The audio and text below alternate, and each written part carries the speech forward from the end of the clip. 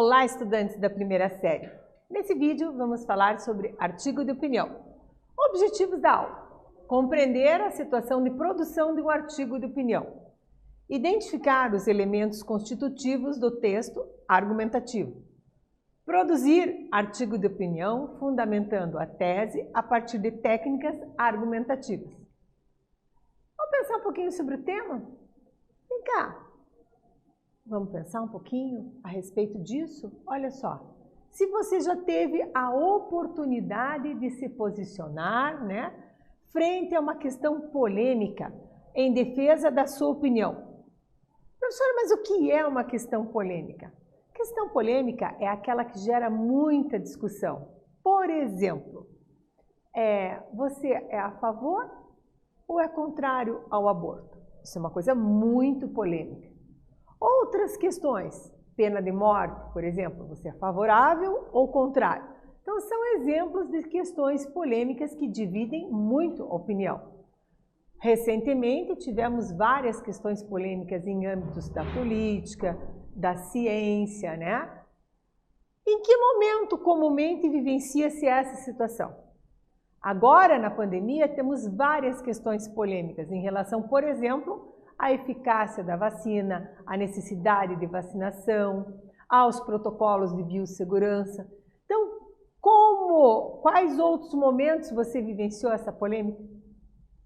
Será que vão vacinar as crianças? Será que não? Então, questões polêmicas, combinado? O artigo de opinião começa assim. Na verdade, estamos a todo momento envoltos em questões do dia a dia, que exigem uma tomada de decisões. Algumas dessas questões geram polêmica e são as responsáveis pela existência do artigo de opinião, pois, para os diferentes assuntos, há diferentes pontos de vista. E o propósito do autor desses textos é sempre convencer o leitor de que sua opinião é mais correta. Há limites para a liberdade? O que você acha? Tem um limite? Qual é a liberdade? Eu vou gerar animosidade, vou gerar contrariedade, o que eu vou gerar? Então, a proposta dessa aula é que você, estudante, tome uma posição a seguir sobre: há limites para a liberdade? Quais são esses limites? É importante que você saiba, então, se posicionar diante de questões polêmicas. É necessário que tenha, principalmente, o conhecimento sobre o assunto, Considerando, inclusive, as opiniões contrárias, a fim de refutá-las, se for preciso. Então, quando se tem um tema, filtra-se, E aí, o que acontece? Você vai pesquisar mais sobre o tema, até para você poder argumentar, contra-argumentar.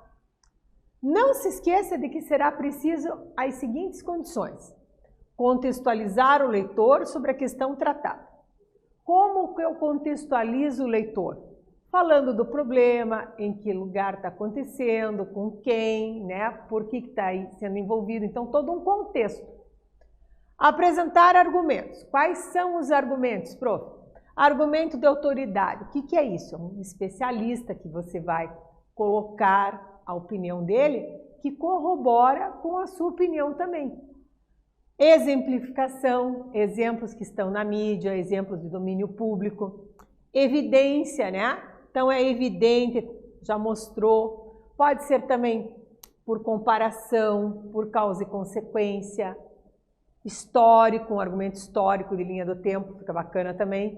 Vários outros argumentos que você pode estar colocando. Usar elementos articuladores e de coesão, estabelecendo a relação entre ideias. Quando nós vamos dar coesão ao texto, nós utilizamos o quê?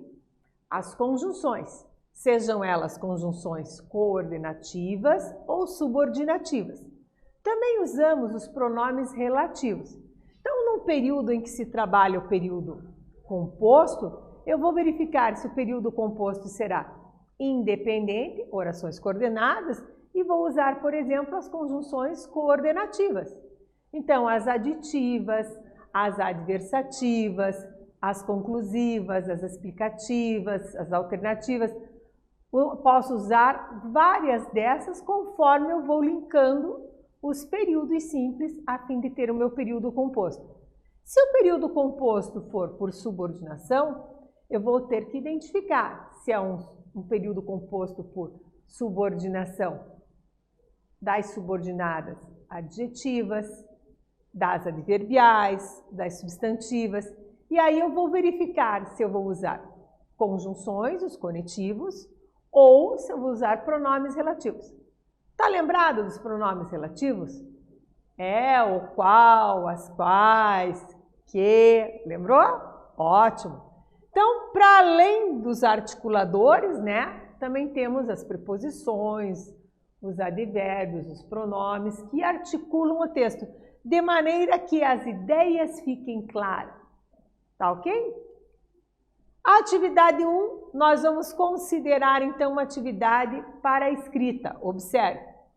Para a escrita, considere até que ponto se pode ser livre, ou seja, é possível ignorar que se vive em sociedade e assim fazermos tudo o que desejarmos? O que você pensa disso? E mais, quais os limites que se apresentam aos sujeitos sociais? Desenvolva um parágrafo sobre o tema, deixando clara a sua posição, definindo, já no começo, qual será a tese defendida no texto. Pesquise, veja bem o que você pensa. Tenha toda a liberdade para fazer. Articule bem o seu parágrafo, né, em mais ou menos de 3 a 5 linhas, até chegando a umas 8. Coloque começo, meio e fim. Evite começar o parágrafo, né, com o pronome o quê? Ato oblíquo. Então, já começo evitando esse tipo de coisa. Veja se não está redundante, repetindo uma mesma ideia. Se uma mesma palavra não foi repetida mais do que 3 vezes. Às vezes fala mais, mais, mais. Então, troque o conectivo, troque a conjunção. Combinado? Faz aí, eu te aguardo aqui.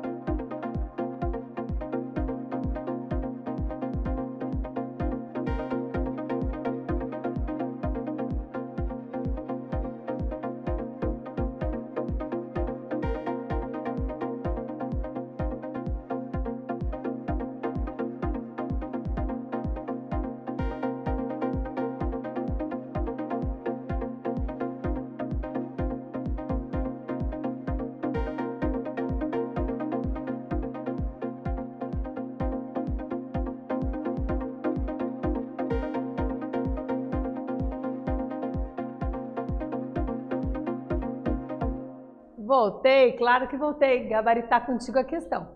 Então, ao desenvolver um parágrafo sobre o tema, você teve o cuidado de deixar clara a sua opinião, não é mesmo? E mais, já no começo você deixou a tese que você vai defender. Para isso, olha uma sugestão de escrita aqui que eu deixei para você ter uma base.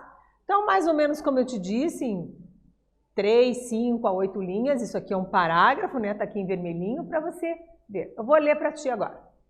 Viver em sociedade e ser livre não é uma tarefa fácil.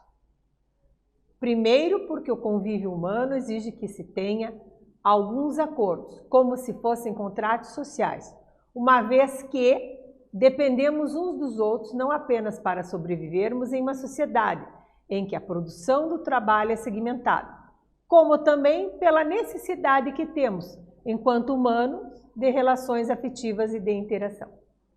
Você percebeu que eu usei alguns cognitivos, alguns elementos coesivos? Olha o primeiro aqui, ó. Porque já na minha tese, viver em sociedade e ser livre, ó, já coloquei uma conjunção aqui, coordenativa, aditiva, coordenando os dois períodos. Também o que mais eu fiz, ó? Como ser, né? O que, introduzindo outro período, em que, né?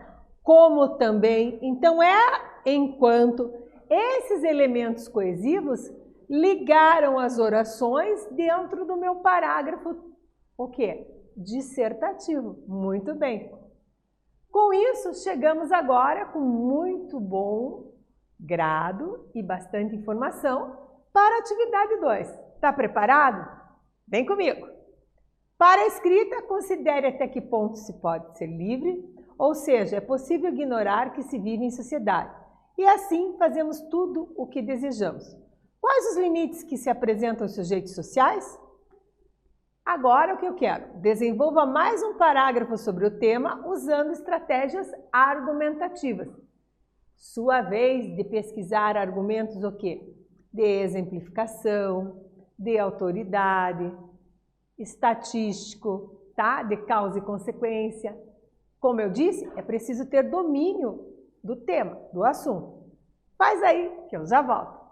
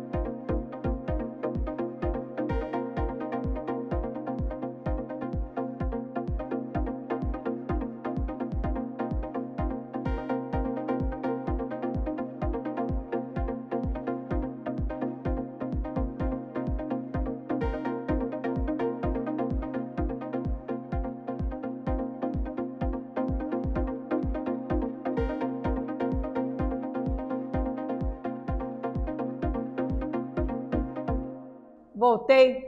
Olha a sugestão de resposta. Segundo, não é fácil porque a liberdade é algo muito mais complexo do que imaginamos em nossa vã consciência. Está mais relacionada à compreensão da realidade do que necessariamente a poder fazer o que se quer. Para o grande líder Nelson Mandela, ser livre não é apenas quebrar as próprias correntes, mas viver de uma maneira que respeite e aumente a liberdade dos outros. Veja aqui, né? Nesse exemplo, fiz questão de citar um argumento de autoridade, um argumento do Nelson Mandela, que corrobora a minha tese iniciada aqui, ó. Viver em sociedade e ser livre não é uma tarefa fácil. Então, olhe como o meu texto já está criando corpo, já está criando o quê? Desenvolvimento. É mais ou menos assim.